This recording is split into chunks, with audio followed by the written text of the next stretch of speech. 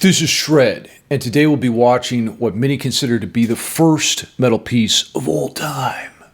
Of course, I'm talking about Bach's Toccata and Fugue in D minor, the saddest of all keys.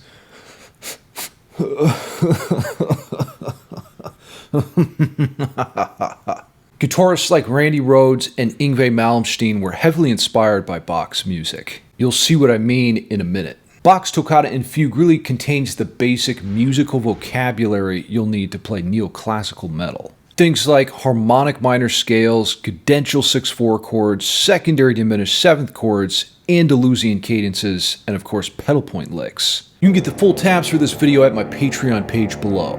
There you'll gain access to my Modal Mayhem course, my Intro to Music Theory course, Scale Bible, Chord Bible, hundreds of YouTube lessons, and more. Here's the thing, all I'm asking from you is your soul. No big deal. Just imagine you'll be roasting forever in the afterlife with the likes of Dimebag Darrell and Randy Rhoads. Now grab your axe and let's check out Bach's Toccata and Fugue.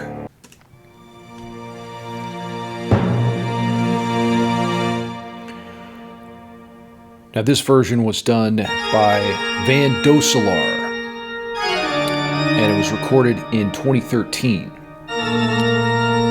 There's this iconic opening phrase. We're in the key of D minor, but this piece sounds like it's in the key of E flat. It must have something to do with the pipes.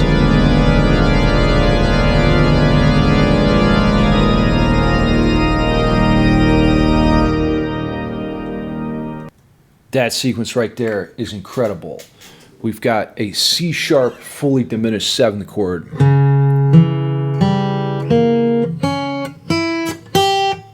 Can't play all those notes at once on the guitar, and then it goes to this sus. D sus to D major. It's a beautiful suspension and resolution sequence. Let's continue.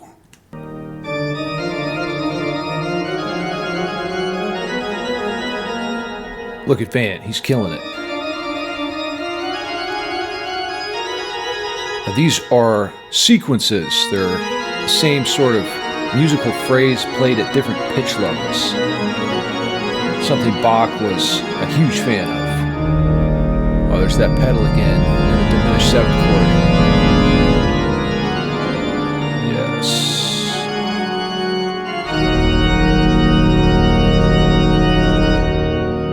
Let's do this, Van.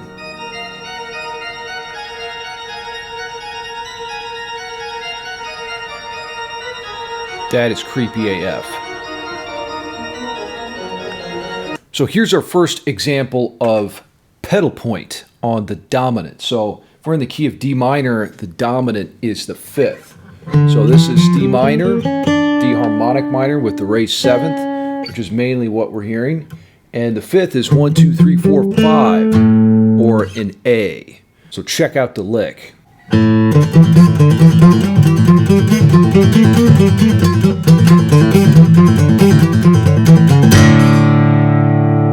Awesome line. And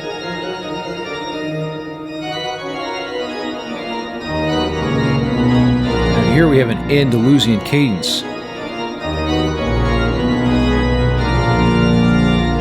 Now, an Andalusian cadence just descends stepwise through the scale. You got the 1 chord, down to the 7, down to the 6, and then the 5. It's very Spanish type of sound, and a lot of Spanish players will use rasgueado strumming, or when they spit their fingers out.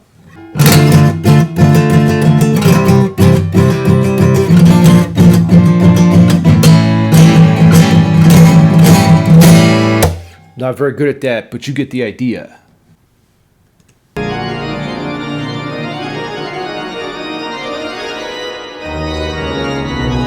More Andalusian cadences.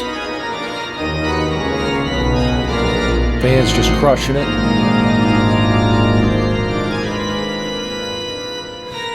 That sound there, I have to make a quick note of this. So secondary diminished seventh chords. What you have is this secondary diminished 7 of 5 chord that heads to the 5. Very cool sound. He's keeping the 7th of the 5 in the bass, or that G. So you can think of this as G fully diminished 7 to A7 over G. Gorgeous sound. And the idea with secondary diminished 7th chords is you put them right before a chord in the key. So let's say you have the 1 chord, D minor. You could go down a half step and play a diminished 7th chord, and then resolve it up a half step. Or the 4 chord is another cool spot to put it. F sharp, fully diminished 7 to G minor. Or you could go secondary diminished of 5 to 5 sus, 5. Very important part of the neoclassical sound and Bach style. Let's continue.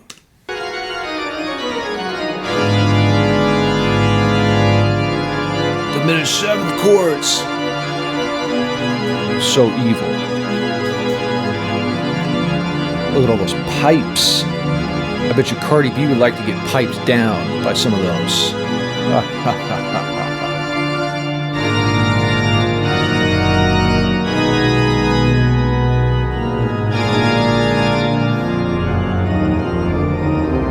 Gorgeous environment.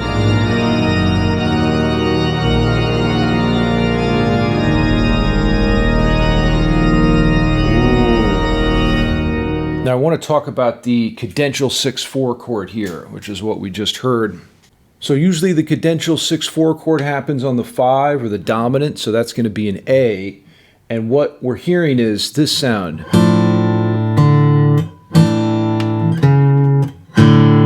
Absolutely gorgeous. I'll leave that in the tab for you to check out.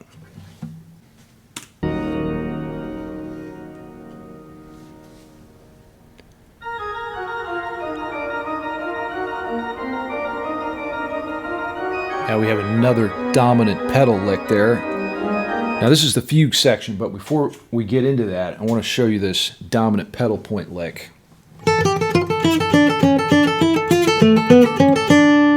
So here we're using the melodic minor scale, and we've got the 5th A as a pedal. So melodic minor, you raise the 6th and the 7th degree. Very cool sound. Of course, we use a lot of harmonic minor, which has a flat 6 and a raised 7th in metal. But melodic minor is a lot less common, so maybe something to check out if you're looking for some new sounds.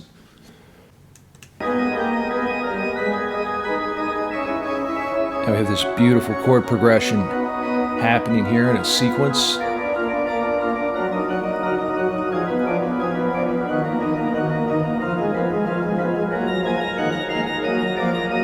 Right, now we're hearing, multiple themes at once, and that's the concept of a fugue. Is you have, some thematic material that's happening in different voices, the bass or the tenor or soprano, and they're all being intertwined and sort of developed and changed. It's a very complex musical form. One of the reasons Bach is considered to be such a genius, no doubt. Look at this beautiful church. You can just taste the evil.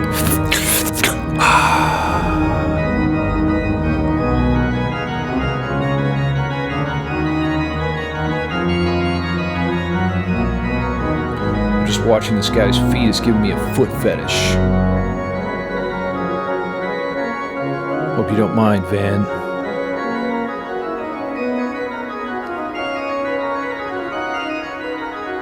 More sequences.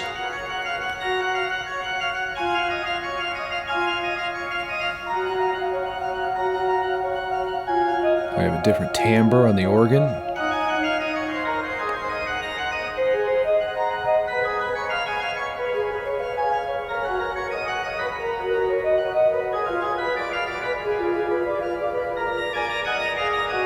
Okay, the themes are coming back. It's unbelievably complex. It's like a mathematical formula that still sounds musical. Ooh, that's creepy. Just let the evil wash over you.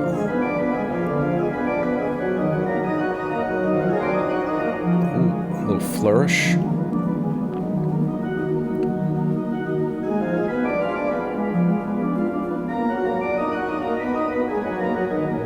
Oh, we got a page turner coming in here. Where was he earlier? Need some help with all these notes.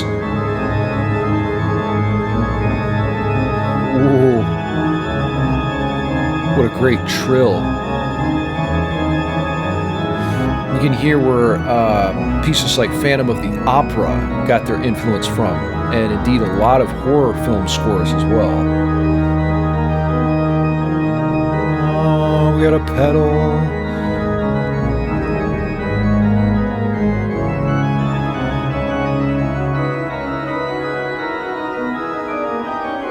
I wish this church was my house and I could just chill in it all day while Van plays me evil music for inspiration.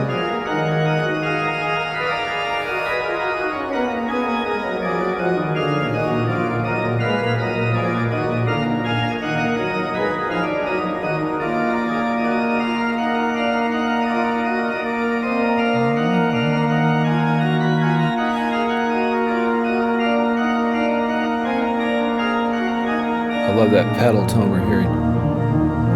Oh, yeah. There's our main theme in the bass, ominous AF.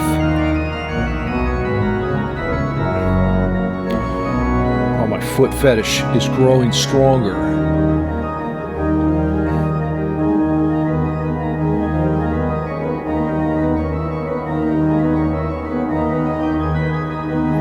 I wonder how many pipes there are. Probably 666 pipes, or there could be 69, one of those two.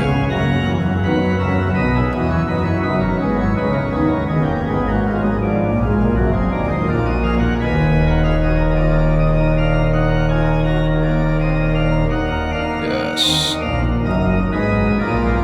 What a scene. Oh, this ending is so good.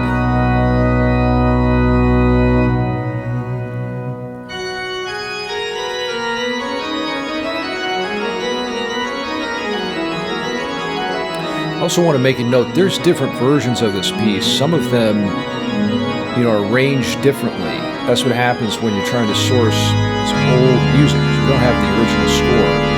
Diminished 7 chord.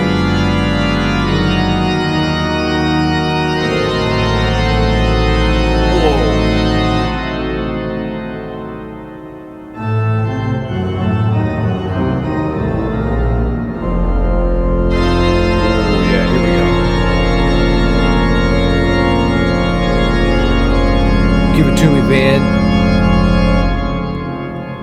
Okay, there's more coming.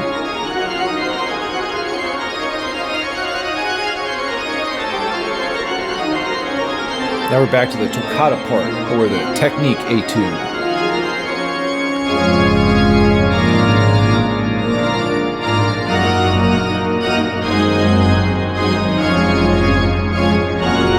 Chord sequences. That was delicious.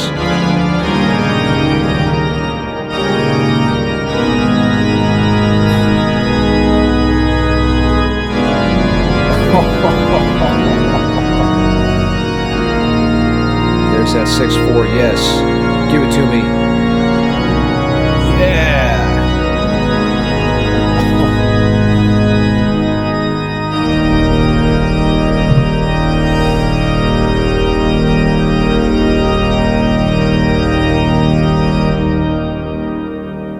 Incredible. Now, I want to make a note that ended, a lot of times it ends in a minor, with a minor chord, but that ended with a major chord, which would make it a Picardy third. So we're actually in D major at the end there. A lot of the arrangements of this piece end with a D minor. But sometimes, yeah, you get the Picardy third, which classical composers like to do. It's like a little surprise ending, basically. Get the tabs for this video at my Patreon page below. Like I mentioned earlier in the video, I've got all the goods for you there. It's going to blow your musical mind and turn you into a shred god. Scale Bible, Chord Bible. I got an exotic scale package there. Of course, my hundreds of YouTube lessons, Intro to Music Theory course. You're going to become a beast like Bach in no time. Now, if you enjoyed this kind of video, let me know what other classical pieces I should review in the comments below. Was Bach the most metal composer, or was it someone else? Let me know what you think. Until next time, stay evil, my friends.